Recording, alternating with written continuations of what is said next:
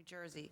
Adequate notice of this meeting was provided according to law by written notice to the Morristown Daily Record, the official newspaper of the town of Morristown, and to the Newark Star Ledger, excuse me, both more than 48 hours ago.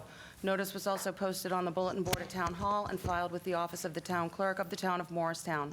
I do further state that I shall enter into the minutes of this meeting a statement that such notice was furnished as particularly described by me in this public announcement. Roll call. Councilman Armington? Here. Councilwoman Davis? Here. Councilwoman Deeb? Here. Councilman Iannacone? Here. Councilman Silva? Present. Councilman Elms is excused this evening, as is Council President Foster. Council this evening, Council Vice President, you have a quorum. Thank you.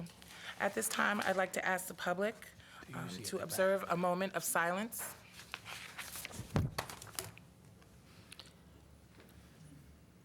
Now we can rise. Council President, can we keep Norma Stanton in our thoughts and prayers? She passed away the other day, and her family worked for the town, and she's been a member of our community for many, many years. She passed away the other day. Yes, Bobby's mom and Johnny Stanton's mom. Okay, please rise for the Pledge of Allegiance. I pledge allegiance to the flag of the United States of America and to the republic for which it stands, one nation, under God, indivisible, with liberty and justice for all.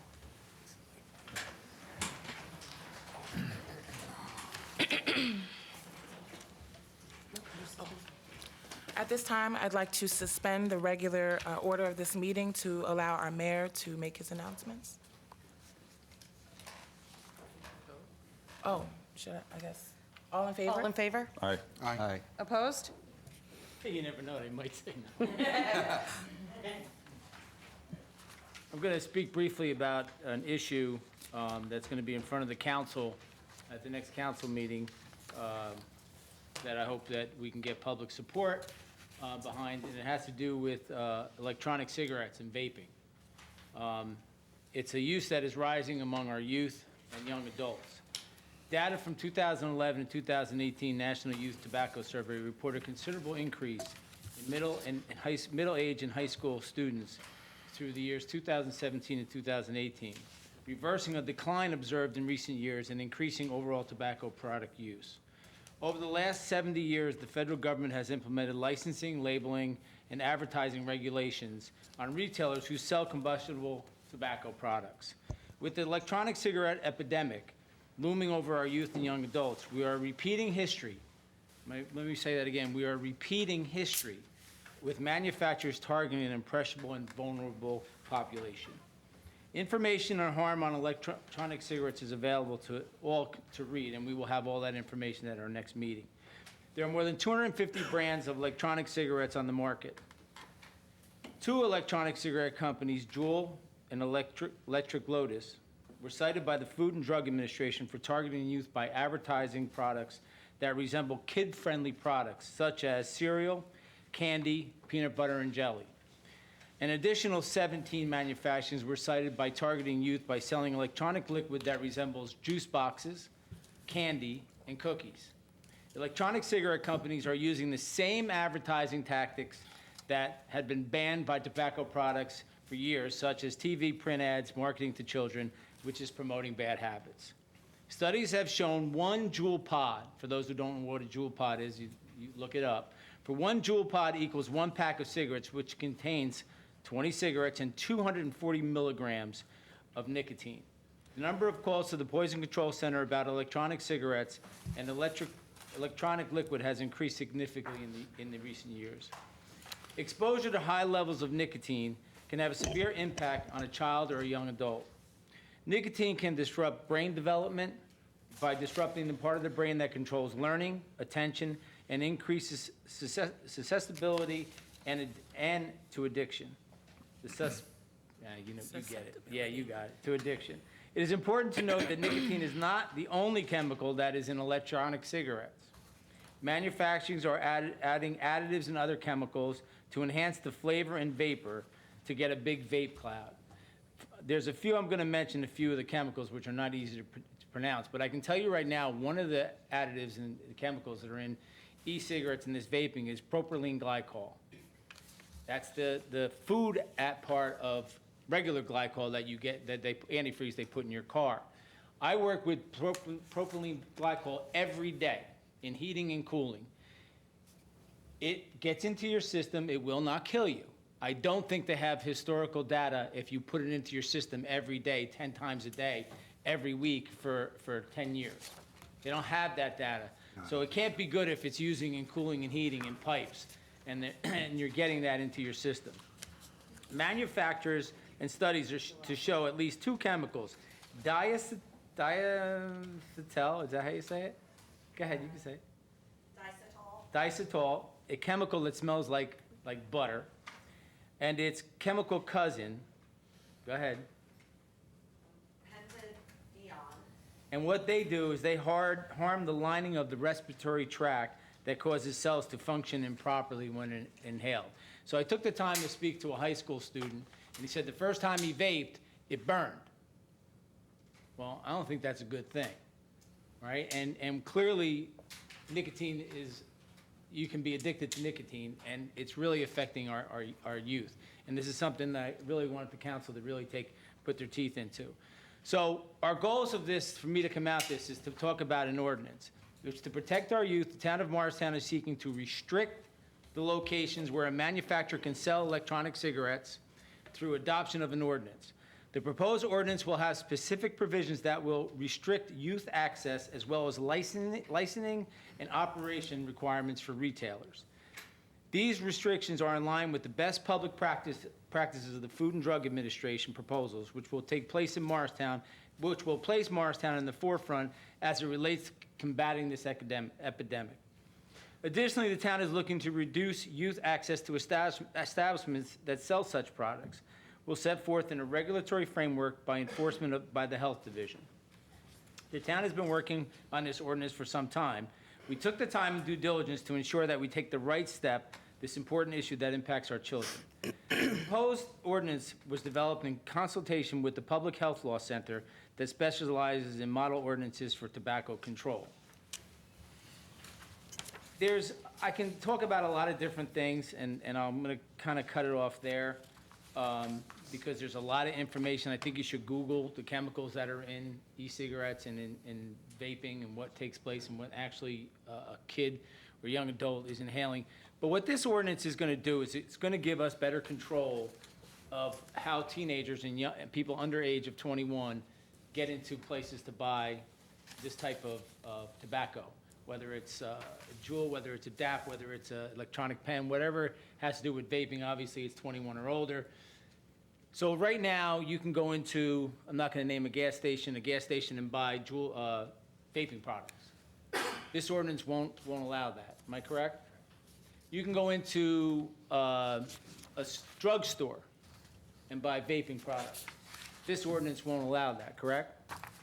It's going to restrict a lot of places that you used to be able to buy, and a lot of people are not going to be happy about it. But it's really in protection of our youth. A long time ago, they targeted in advertising at tobaccos to young people, and it was the craze. E-cigarettes, in my opinion, were created to get people off of smoking and nicotine. What it did was create a complete industry that is now all across this country, and you see it all the time. Kids vaping all over the place. I talked to a high school kid last week. I'm not going to mention his name. He goes to school in another town. I just took it by chance to ask him at dinner. And the stories he told me about what they do in school is just mind-blowing. And how easy it is to get this stuff underage. So Morristown's going to take a proactive position, not in targeting the 14 or 15-year-old kid who's been getting this product illegally, who's now addicted to nicotine, but those people who sell it to these kids. That's the goal. The goal is to regulate it to where it's only sold to adults because they have the decision to if they want to do it or not. But a 14 or 15-year-old who all of a sudden gets introduced to vaping and becomes addicted to nicotine and then has to have it, because for those who anything know about addiction, nicotine is addiction. I'm a former smoker, I know. It takes a long time to break that habit, and it's not easy. So I just wanted to put it out to the public that this is coming. some news people are here, so that'll get it out there. Businesses are going to be aware of this. They're going to be notified. And the council, you're going to get the introduction of the ordinance next week, and I think, or 2 weeks. And I think that we should really get our teeth into this and make this a regulatory issue in Morristown, so our health department and our police can enforce much easier places that sell these type of products.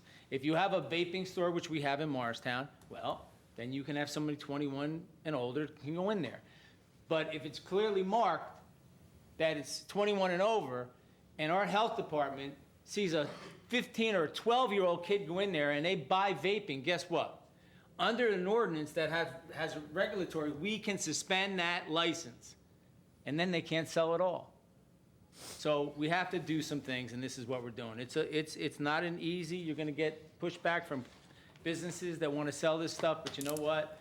It's an epidemic, and it's harmful. There's no long-term studies on what the exposure and what it's doing to our youth, but clearly, if you take 1 joule, and it's equivalent, 1 joule, one little thing, and it's equivalent of a pack of cigarettes, no, that's just not good.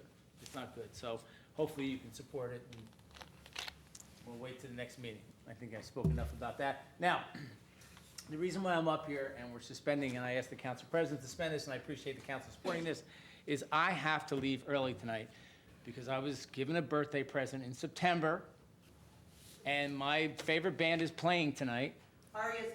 REO Speedwagon. And I am sitting here with a ticket in my pocket, and I've only got to see them once in my lifetime, and they were my favorite band growing up. So it was a birthday present. My wife's going to be waiting for me at the theater. I just want to do one more thing before I go, and that's bring the shade tree. Rabbi, the council vice president, is going to do your proclamation, but I'd like to bring up the shade tree really quick because this is something I formed when I was mayor. So I want to do their proclamation really quick. Then I'm going to ask our chief of police if he can get me a ride down to the theater. You hear that, chief?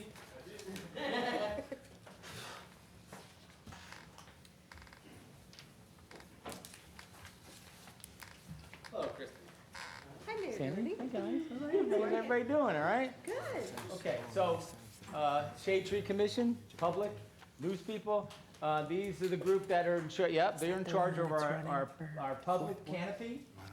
They do tree planting, they do that stuff that you see that are around our tree wells, that are preserving our trees. You see that kind of like spongy stuff that you walk on? So they're doing all kinds of things in town. They're planting new trees, they're dealing with public issues and tree issues, and I can't thank them enough for what they do, because it's not an easy task.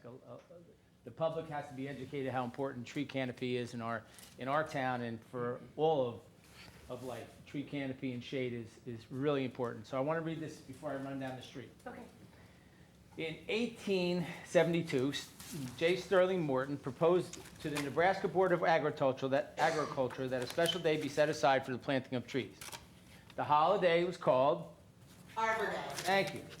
Was the first observed while planting more than 1 million trees in Nebraska. And Arbor Day is now observed throughout the nation and the world. And trees can reduce the erosion of our precious topsoil by wind and water, lower our heating and cooling costs, moderate the temperature, clean the air, produce oxygen, and provide wildlife habitats. The trees are a renewable source, giving us paper, wood for our homes, fuel for our fires, and countless other wood products. And whereas trees, wherever they are planted, are a source of joy and spiritual renewal.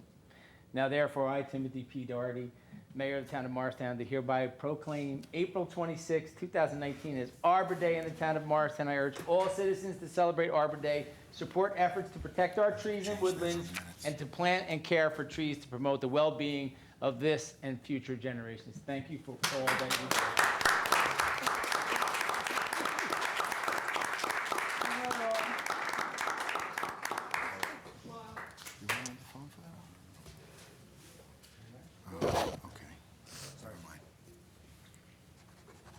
And I got a scoop. So thank you so much for what you guys do. All right, Thank you. I appreciate what you do. I just want to pass this out to the council. This is an invitation to our Arbor Day, wow, that's high, invitation to our Arbor Day planting, which is May 4th, and we are working in partnership with Habitat of Humanity. They are giving us $2,700, so the trees that we plant on Arbor Day celebration will be from them, and they will be with us. So here's an invitation. We hope that you guys can all come. Thank you, Kirsten. Thank you, everybody.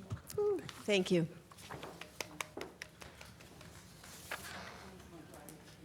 Yeah, that's about that. All right, so I'm going to do the proclamation for Rabbi Chaim Shapiro, accepting for Moshe Gurvitz on behalf of Mayor Tim Doherty. So come on up. You can bring the whole crew up if you want, yeah. How you doing? Hi. Nice to meet you.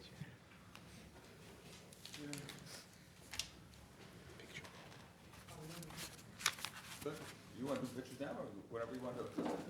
The Okay. mayor told me as he was leaving, that because he's leaving, the whole council should come up for the picture instead. Okay, that sounds good. that Come on up, yeah.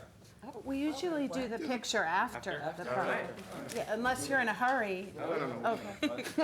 All right, so I'm going to read this into the record. And I haven't done this for a while since I was council president, but it's always been my pleasure to do this. And so I'll read it, and then if you guys want to, say some words, that'd be great. All right, so proclamation, whereas excellence in education is vital to the success of our nation, our state, and our town. And whereas by preparing our students for the responsibilities and opportunities of the future, education encourages the adoption of ideals and ethics that equip and unite us in working towards a brighter future. Education must blend the nurturing of the heart and mind, building character through lessons of honesty, tolerance, and citizenship, in addition to developing intellect through lessons on language, math, and science. And whereas one of the spiritual giants of our time and our nation, the Lubavitcher Rabbi Menachem M. Schneerson,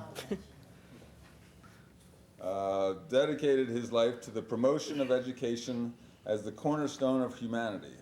A tireless advocate for the youth around the world, the Rebbe emphasized the importance of education and good character through the establishment of over 5,000 educational and social institutions in all 50 states in the USA and in 80 countries on 6 continents. And whereas over the last 4 decades, the U.S. Congress has set aside Education and Sharing Day and is proclaimed annually by presiding U.S. President on the anniversary of the Rebbe's birth in honor of his commitment to teach the next generation of Americans the values that make our country strong. This day provides Americans the opportunity to pause and recognize our responsibility to ensure that our young people have the foundation necessary to lead lives rich in purpose and fulfillment. Excuse me. And whereas over the last 5 decades, the Rebbe took special interest in promoting education and tolerance and preserving Jewish life and culture in the world in general and in Morristown in particular. In 1971, the Rabbinical College of America moved to Morris Township and has since been a major center for Jewish education for Morristown and through its alumnus all the world over. And whereas in 2016, Shabbat Young Professionals, Morristown was established, furthering the Rebbe's vision for education and sharing for the young professionals that live in Morristown. And whereas the character of our young people is strengthened by serving a cause greater than self and by the anchor of virtues, including courage and compassion, by instilling the spirit of service in our children, we create a more optimistic future for them and our town. Now, therefore, I, Stephen Armington, on behalf of Mayor Tim Doherty, Mayor of the town of Morristown, New Jersey, do hereby proclaim Tuesday, April 16th, 2019, to be Education and Sharing Day in the town of Morristown, and I call upon government officials, educators, volunteers, citizens to reach out to young people and work to create a better, brighter, and more hopeful future for all. Thank you.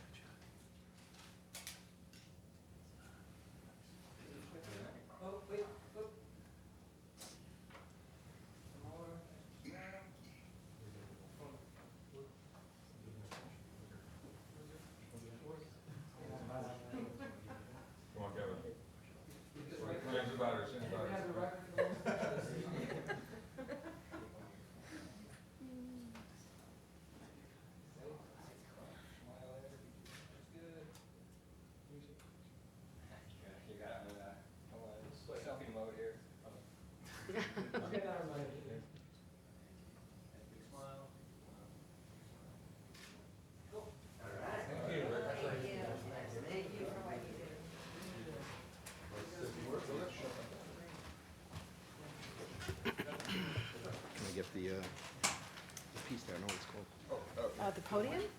Okay, yeah.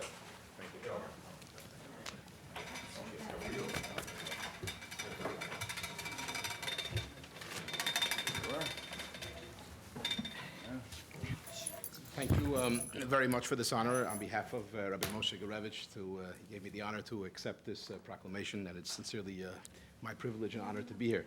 The microphone, is it on? I don't know. Is it? Okay. And I guess it fit right in apropos with what the mayor was talking about educating our youth here in Morristown concerning the vaping issue. So it goes right in with the general idea of educating our children. And it's also very interesting that we're just a few days away from the holiday of Passover, which many of us know what that is, Pesach in Hebrew. And we celebrate the Exodus from Egypt when Moses took the Jewish people out of Egypt. And what happened was the first time Moses gathered the Jewish people together, you'd think that he would talk about, creating a defense force, a language, unifying everyone, making sure we have a flourishing economy. What did he tell us? He told us to make sure to educate our children. And that's what we do on Passover. The whole Passover Seder, the whole ceremony on Passover is all about the children. It's all about educating our children. And as was mentioned in the proclamation, in our day, the Lubavitcher Rebbe, Rabbi Schneerson, whose birthday is on the 11th day of the Jewish month of Nisan, which this year corresponds to April 16th, the day of the proclamation, emphasized so much the importance of educating our youth, the importance of teaching our children. That's the only way that the values that we have can be shared with the next generation to continue to teach the next generation of what we all stand for. And the Rebbe constantly taught us the difference between teaching and educating. Teaching might mean to teach arithmetic, science, history, reading and writing. But educating is teaching the proper morals, ethics that are required to build a proper society. And over the last 4 decades, since 1978, all the presidents, including Congress, have dedicated the day of the Rebbe's birthday as Education and Sharing Day, to give Americans an opportunity and a chance to reflect and to internalize what we all know we need to do to teach the next generation and educate our children to be the future leaders of society of tomorrow. And may God help that just as our city now has made this proclamation for the people of Morristown, so too we should be a beacon of light for all faiths and all walks of life. And may the city of Morristown, which is the home of the famous Rabbinical College of America, help achieve this goal, as was powerfully mentioned and said before in the Pledge of Allegiance: one nation, under God, indivisible, with liberty and justice for all. Thank you very much for this honor. Thank you.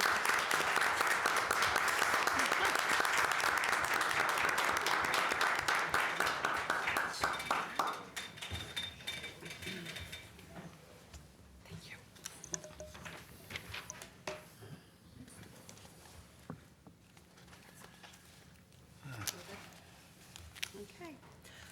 Now back to the regular business. On the consent agenda this evening, there were 12 items originally listed. I'm announcing that agenda item number 12, the Superhero Halloween Half Marathon, has been removed. Administration is still working with the organizers on that event. So there are 11 items on the consent agenda up for consideration. Unless a member of council would like to pull one or more out for separate consideration, I would ask for a motion. I just have a question.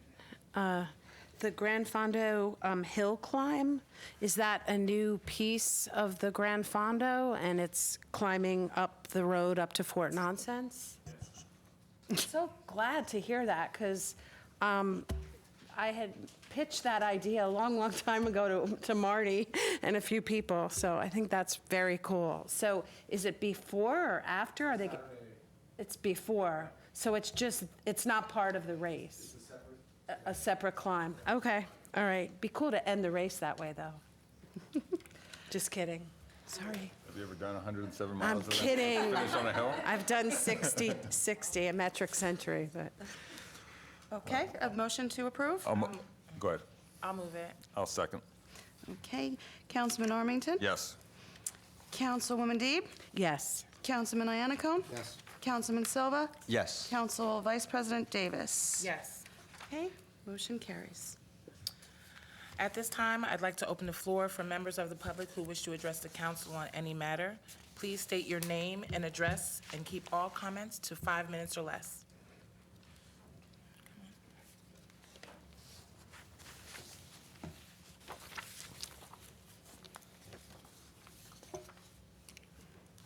Good evening. I'm Linda Carrington, 49 McCulloch Avenue. And in the spirit of education, I make these remarks. The warm weather and the ice cream truck arrived in my neighborhood. I am troubled and offended because the ice cream truck's tune is "I Wish I Was in Dixie." So I welcome your observations. Dixie, also known as Dixieland and "I Wish I Was in Dixie," is a popular song in the southern United States. It is one of the most distinctly Southern musical products of the 19th century, and probably the best-known song to have come out of black-faced minstrelsy. It is not a folk song at its creation, but has since entered the American folk vernacular. The song likely cemented the word Dixie in the American vocabulary as a nickname for the southern United States. Dixie originated in the minstrel shows of the 1850s and quickly became popular throughout the United States. During the American Civil War, it was adopted as the de facto national anthem of the Confederate States of America. New versions appeared at this time that more explicitly tied the song to the events of the Civil War. It was composed and performed by Dan Emmett, a white native of Ohio, in 1859, when he was a member of Bryant's Minstrels Troupe in New York City. The troupe played to the white audience with white men using burnt cork to portray darkies singing about the joys of the rural South.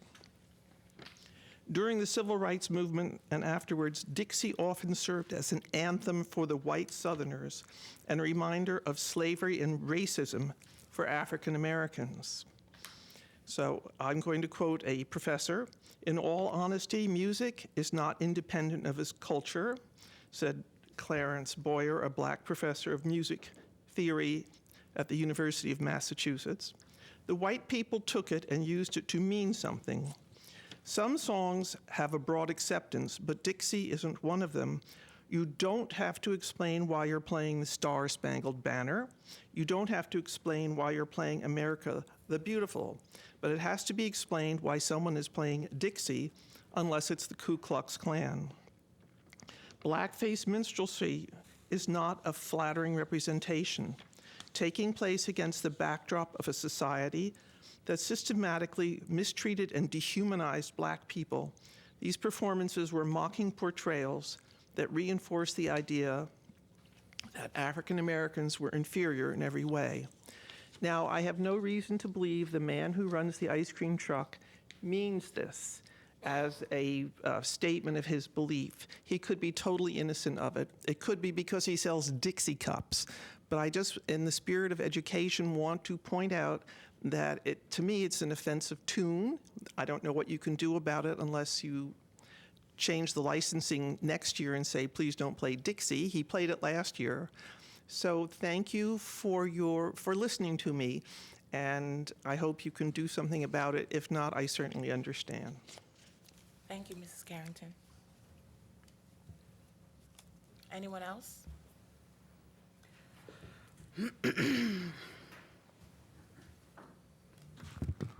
Hello, my name is Jessica Helterman, and I live at 28 Franklin Street, here across the street from the town hall here in Morristown, almost directly across the street. We used to be across the street when we had the driveways different here, and we were directly across from you guys. Jessica, you don't have to hold it. Okay, thank you, Alice. I'm sorry. No, that's okay.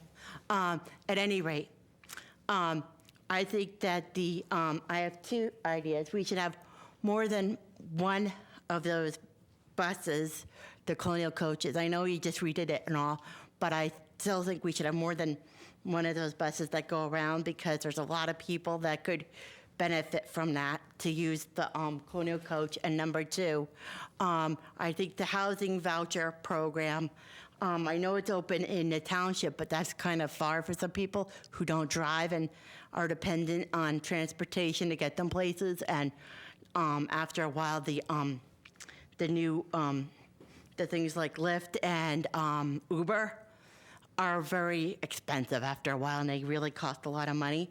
So I think the housing voucher should be open so that the so in Morristown, because right now, from what I hear, the whole housing voucher thing is closed, totally closed, and you can't really get one.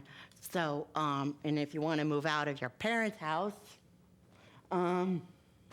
you can't really. So I think the housing voucher program should be open. So those are just my two suggestions to you guys. And my name again is Jessica Helterman, Helterman, and I live across the street here at 28 Franklin Street here in Morristown.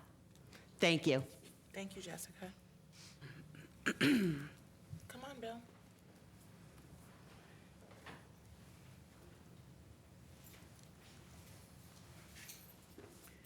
Good evening. My name is Bill Byrne, and I live at 100 Franklin Street.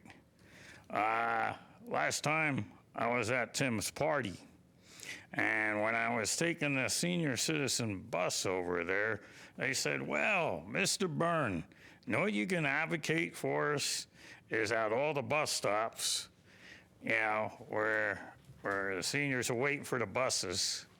They said that they need like benches. I know there's some that already have them, especially out in the front of the Borough Hall. There's a bench there. I checked it, but because they were saying when they're waiting for the bus, they don't have no place to sit, and especially some of them, you know, may not be able to stand for a long time or have balance. So I'm advocating for the seniors and getting some benches out to the bus stops that don't have benches. Thank you.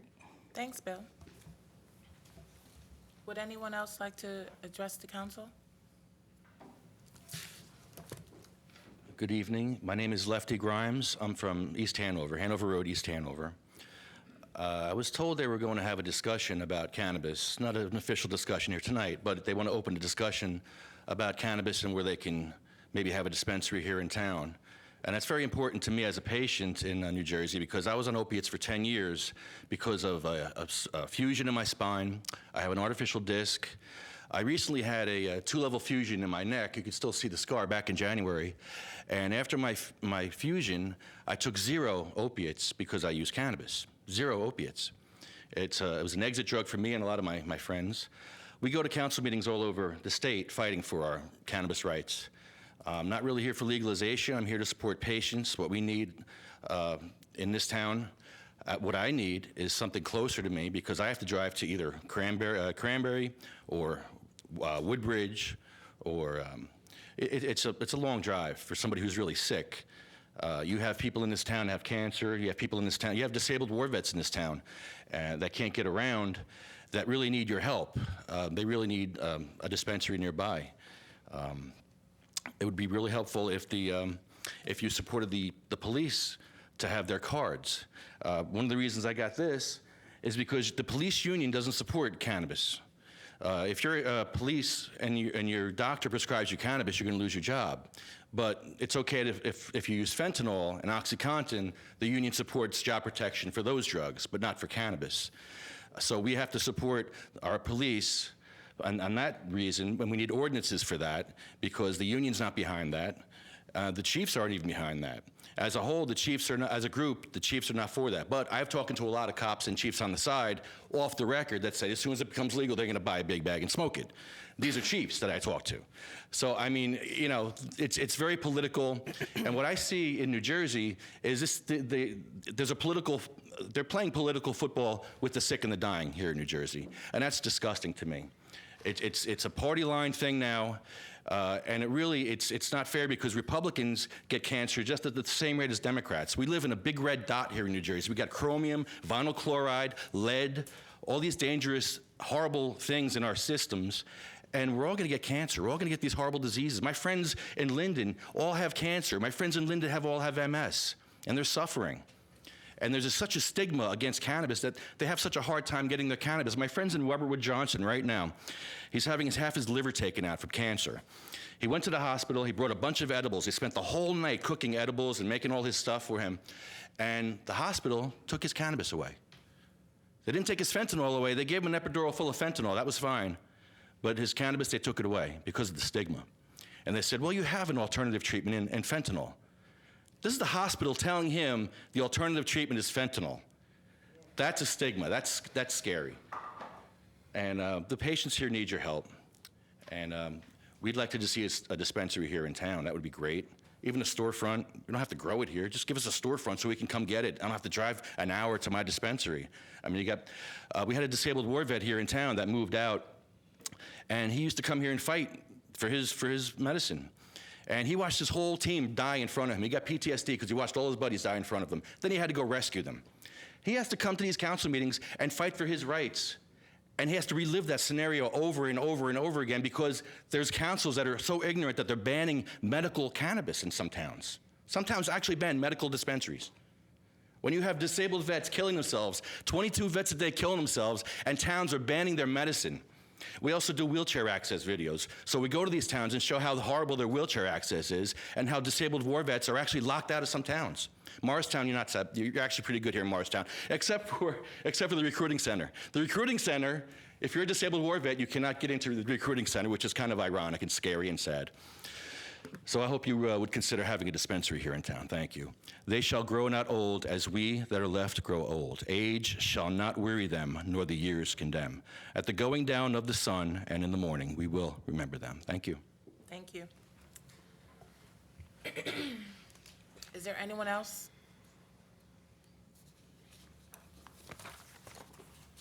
Hi, I just wanted to talk Can you about please how... state your name and Oh, address? my name is Crystal Bennett, and I'm from Brick, New Jersey. I'm a medical marijuana patient. I just wanted to talk about how cannabis saves lives, especially in the opioid crisis. My sister, I lost from an overdose, and I'm sure if she had access to medical marijuana where she was from, she could use that as a tool, to help her get off her addiction. I mean, I was on a lot of methadone every day for years, and I am methadone-free now for months and months, all because of cannabis. Not only does it help with the withdrawal symptoms, like the nausea, I don't have any pain because I use it in my back. I've had back surgery. Just gives you a better outlook, Once it makes you want to live life. It's not making you sleep like the methadone was making me sleep for years. And I mean, it saves lives, but it didn't save my sister's life, and it didn't save my best friend's life. That's all. That's all I wanted to say. Thank you.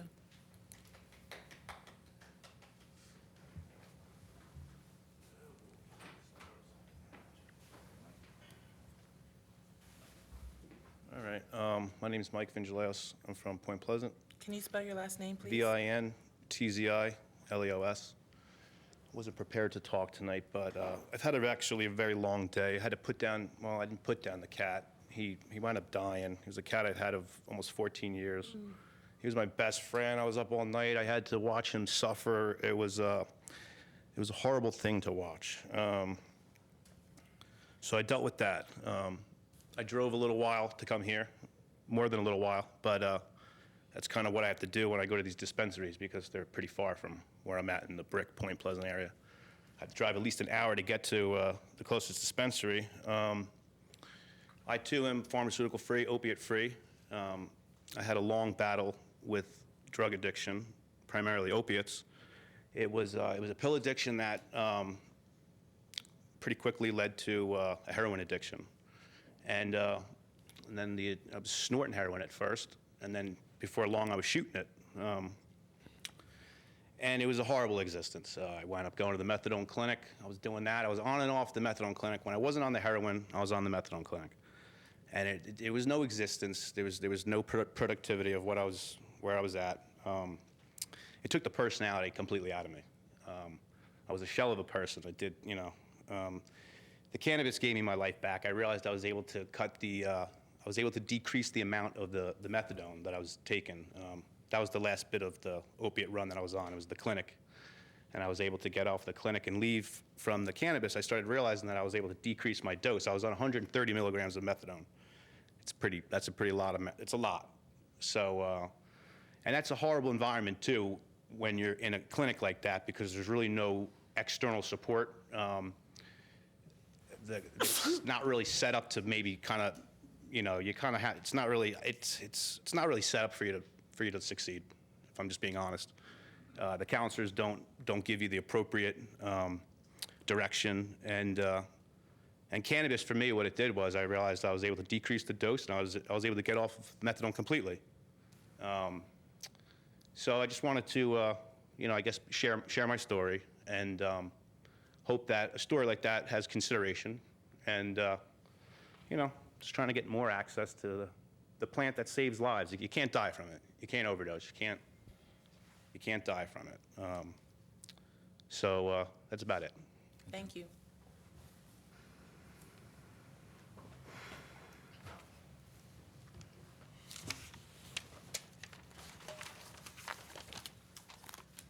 Hi, how are you doing? My name is Sanjay Chaudhry. I live in Randolph, New Jersey. I'm in Morris County all the time. I'm here every Thursday for the sheriff's auctions. I'm in court for family court a lot too.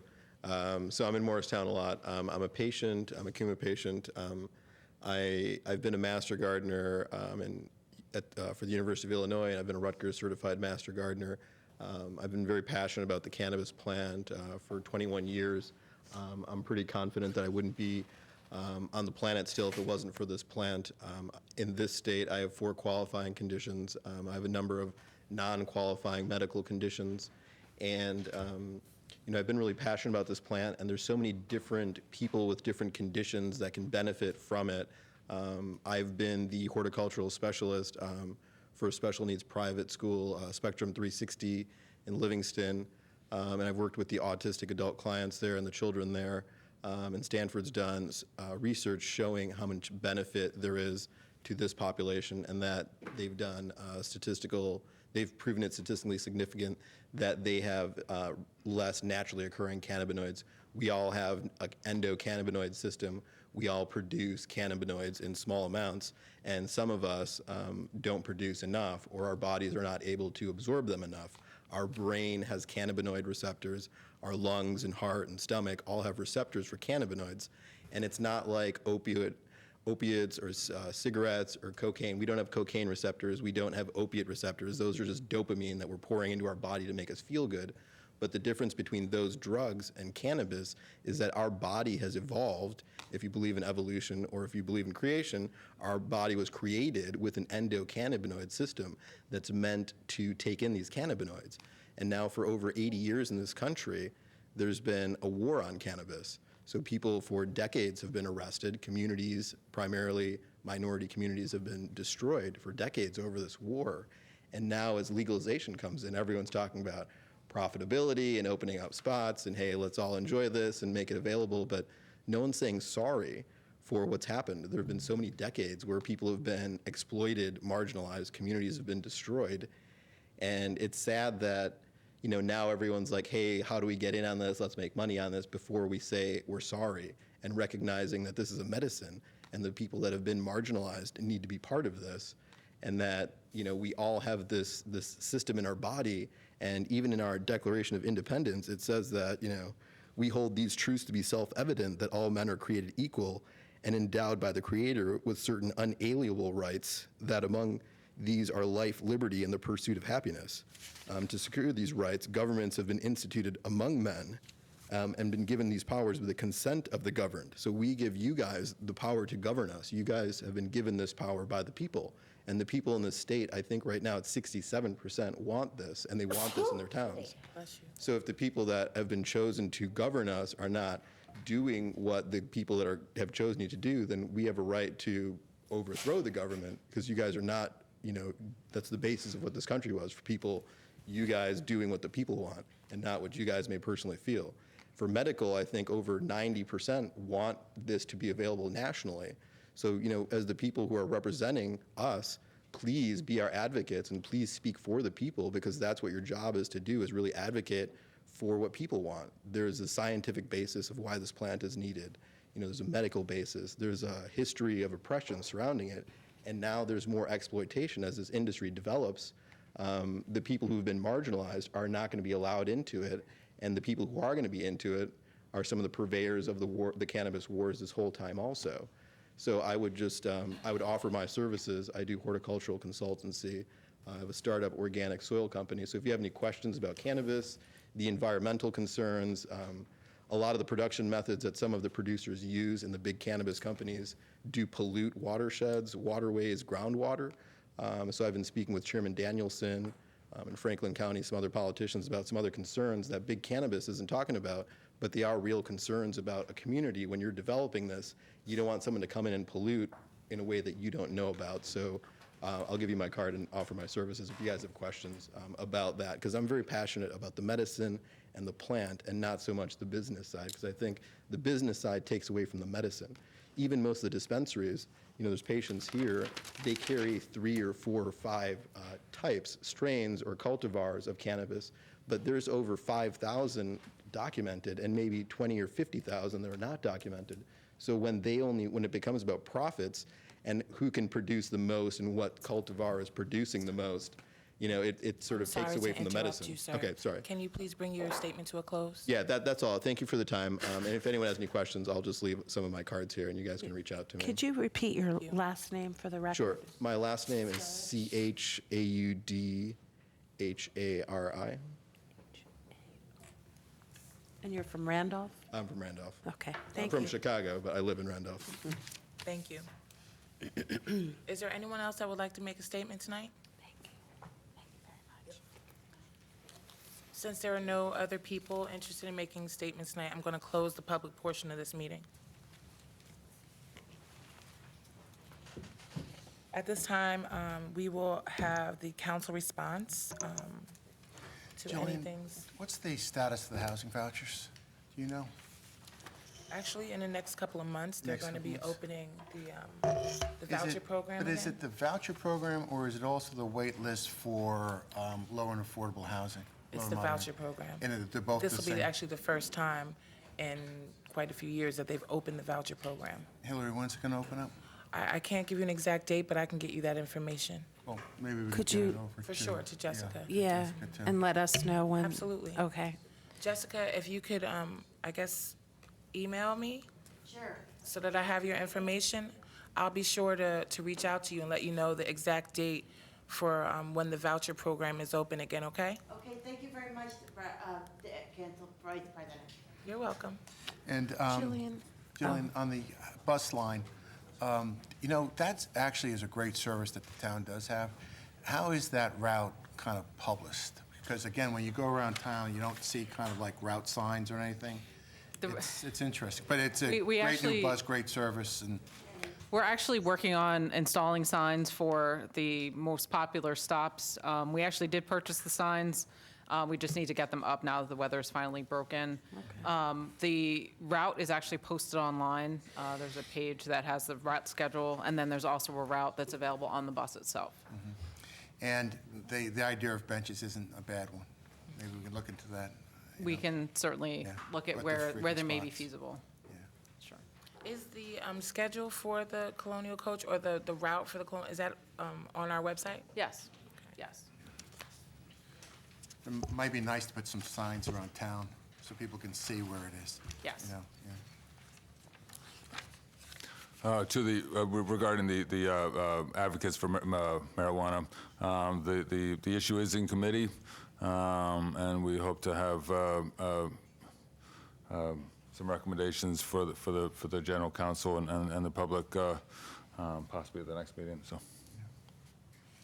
Is there an ordinance? There's no ordinance yet. We're essentially discussing it at this point. So. But your input was good. Thank you. One last question. On the,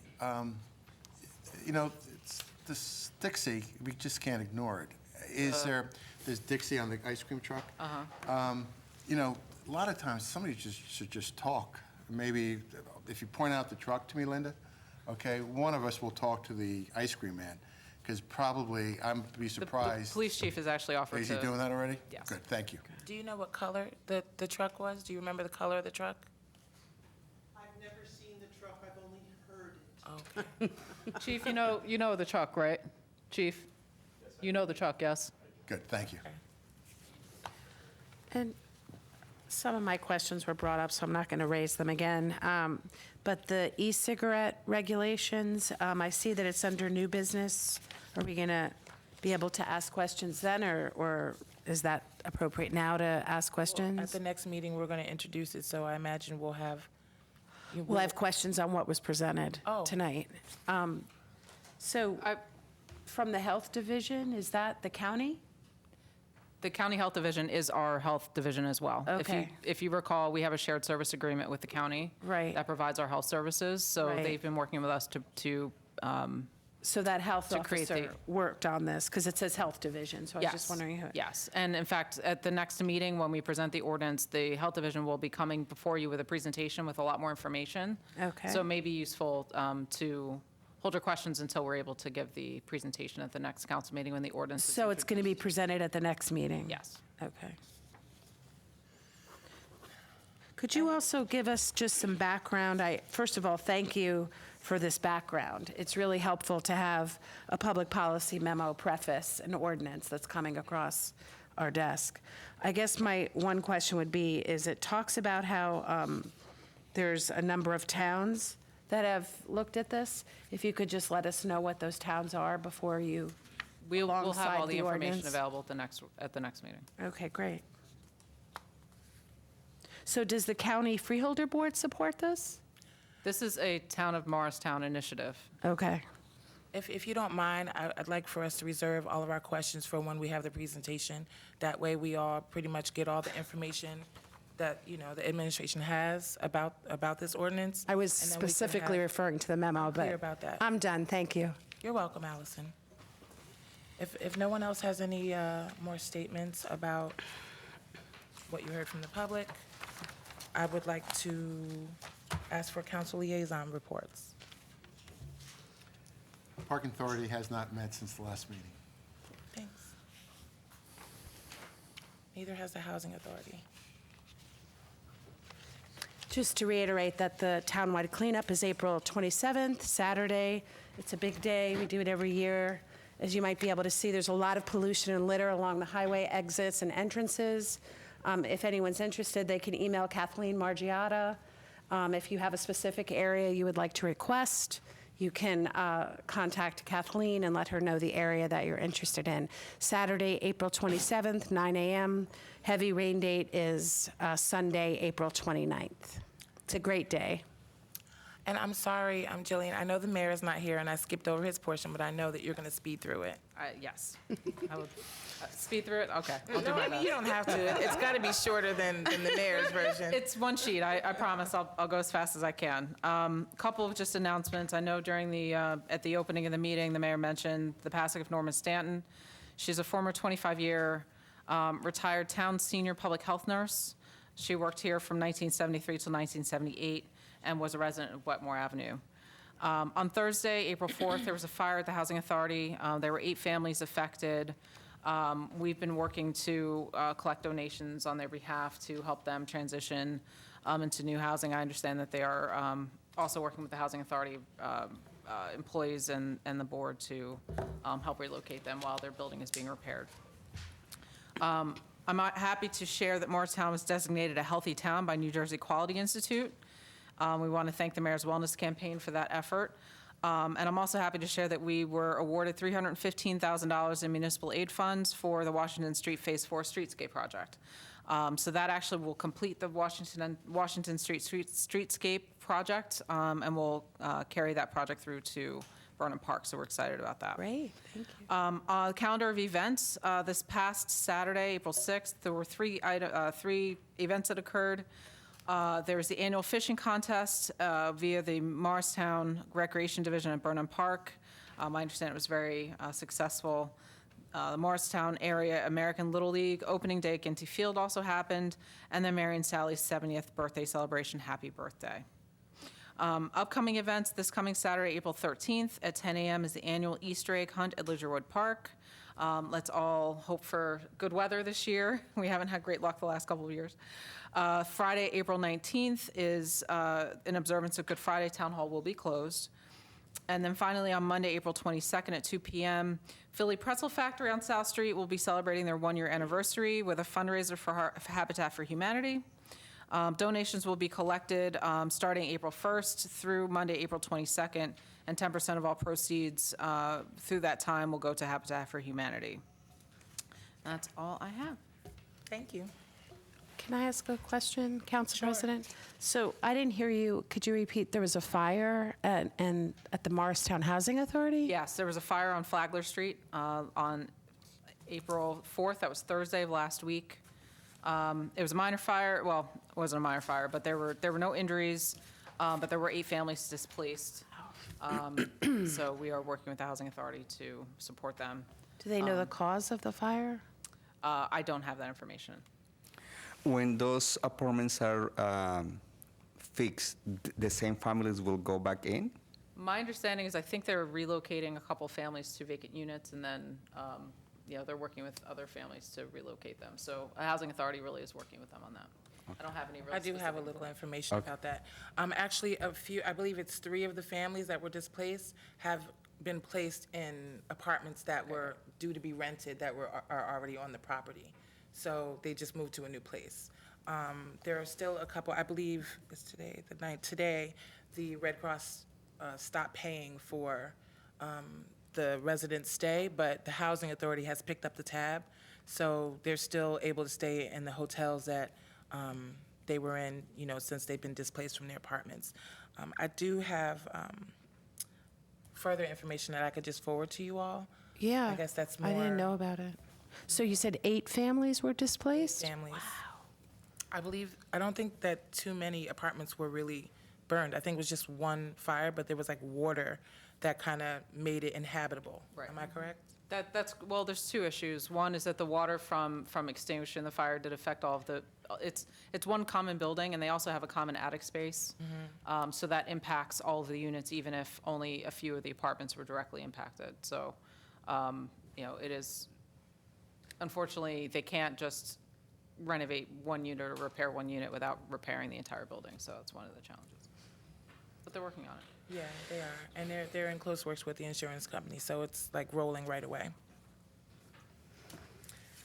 Okay. All right, moving on to regular business. We have one ordinance for introduction this evening.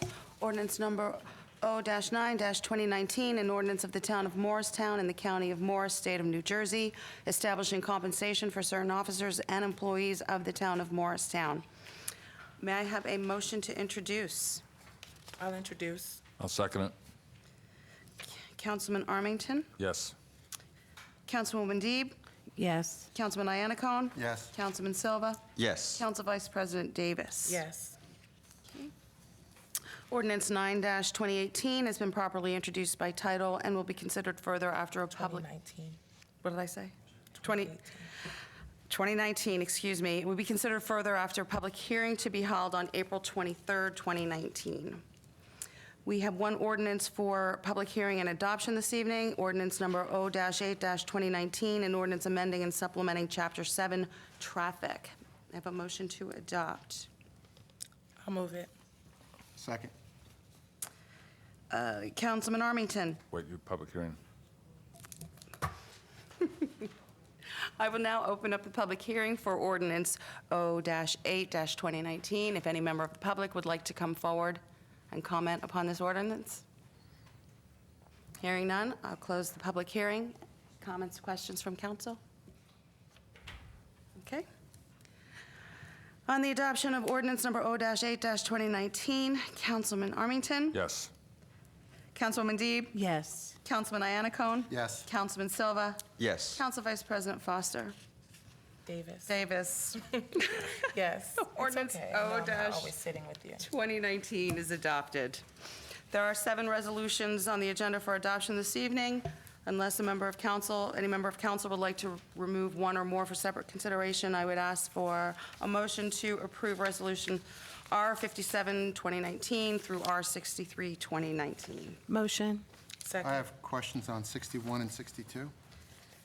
Okay. Amend my motion to include Resolution 57 through 60. 3 minus 61 and 62.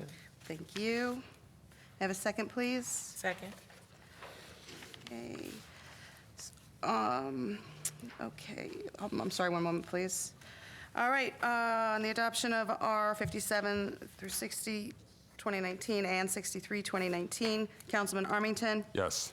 Councilwoman Deeb, Yes. Councilman Iannacone, Yes. Councilman Silva, Yes. Council Vice President Davis. Yes. Motion carries.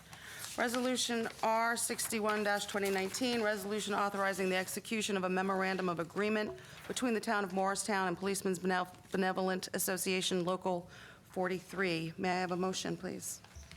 I'll move it. A second. Councilman Iannacone?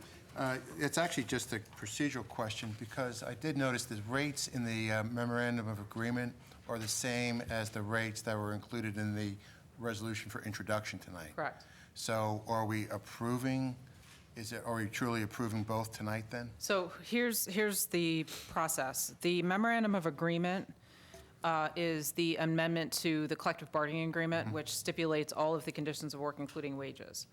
The ordinance is a legal document that allows us to essentially to pay those employees pursuant to the contract. All salaries have to be set by ordinance. So that's a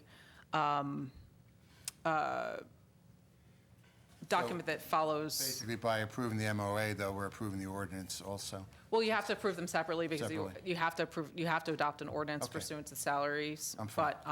But they're both the same. Okay. I was just concerned about, because of the public notice on the budget change, but no problem. Okay. I understand. Yep. Okay, on the adoption of R-61-2019, Councilman Armington, Yes. Councilwoman Deeb, Yes. Councilman Iannacone, Yes. Councilman Silva, Yes. and Council Vice President Davis. Yes. Motion carries. Resolution R-62-2019, resolution providing for the combination of certain issues of general improvement bonds, Series 2019, of the Town of Morristown and the County of Morris, New Jersey, into a single issue of bonds aggregating $12 million in principal amount. May I have a motion to approve? I'll move it. A second. Councilman Iannacone? Again, it's just questions. So I guess what we're doing here is we're taking 12 million out of short-term variable and moving it to long-term? Correct. And is this the typical capital process? Because I know sometimes we approve intermittent capital, which is then rolled into the variable, but this is becoming long-term debt? Are we So- converting short-term to long-term debt here? What we're doing is converting short-term to long-term debt. So every year, we adopt a capital ordinance that approves spending, and that spending comes along with borrowing. So what we've done the last few years, if we've taken out short-term notes to fund the capital improvement plan or capital improvement budget in each year. We have to convert those short-term notes into long-term debt, which is what this ordinance does. This is something that's pretty standard for Morristown. We accumulate short-term debt up until about $10 to $12 million every 3 or 4 years. And then once we have accumulated enough short-term debt, then we convert it to long-term debt, which is what's proposed before But you. what we're not doing in this process is we're not taking items that should be operationalized or expensed in the current year and converting it to a long-term indebtedness, correct? Correct. These are not items that we would have normally in the normal course of operations have paid off. This is not any new debt. There's no new capital in this. This is taking existing capital debt that's already on the books and just converting it into long-term debt. Thank you. You're welcome. On the adoption of R-62-2019, Councilman Armington, Yes. Councilwoman Deeb, Yes. Councilman Iannacone, Yes. Councilman Silva, Yes. Council Vice President Davis. Yes. Motion carries. Can I just ask a general question with reference to the resolutions? I noticed with the vendors, we used to get statements of no conflicts or no contributions, and I have noticed that with the recent resolutions, we are not given those statements any longer. When we award a contract? Pay to play. Pay to play. They're still submitted when the bids are received. Yeah, you but know, usually like we would get them when administration. we, But we usually, in the we can past, include them actually, in the the last packet. few meetings, we haven't gotten them. We can And include them in your we- packets. We always did get them in the package before. Sure. Just so we could make sure that the pay-to-play was being followed. We ensure that when we conduct the bid, but we can certainly add them to your Well, packets. we always did get them until the meeting before last. It was always included. That's, okay. Yeah. Okay, so there's no unfinished business. Just And- one unfinished, but I know it's not on here. What's the schedule for the Board of Adjustment and the Open Housing Authority positions? Well, I didn't want to address it since Council President is not here, but I believe we're prepared to meet with prospective. There was actually 2 additional candidates, and we had a committee that was interviewing the candidates, and we thought that it was prudent to interview the 2 additional candidates that had come. Okay. And since we're on it, maybe what we should also do is the rent leveling committee positions are still open. How many? I think the whole committee. I may be wrong on that, but I think that maybe we should check that out for a future meeting also. Okay.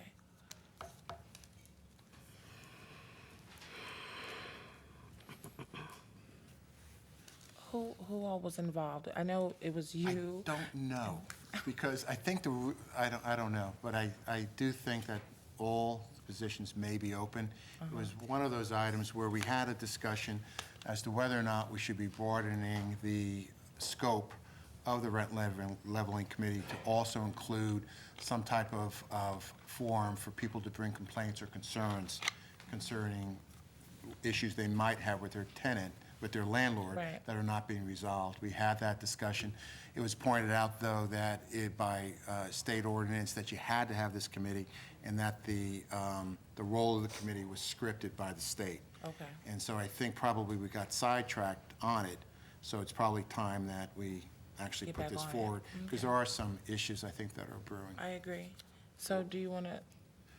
Why don't we have the clerk put out the 30-day notice? Yeah. That'd be- And then that's in actually a great idea. in the interim, work on tweaking the ordinance as to the rules, if that's possible. That's a good Okay. idea. That's cool.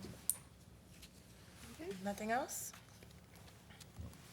So no new business? Well, to just follow up on a few things. The Airbnb, Ms. Carrington also brought up the issue in the past about the idea of the hotel tax applying to short-term rentals.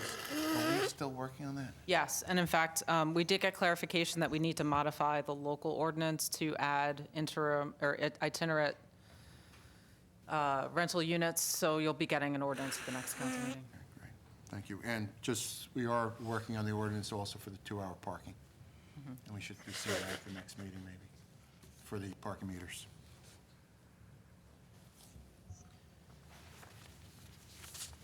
Is that all? Motion to adjourn? Motion to adjourn? Second? All in favor? Aye. Opposed? We are adjourned.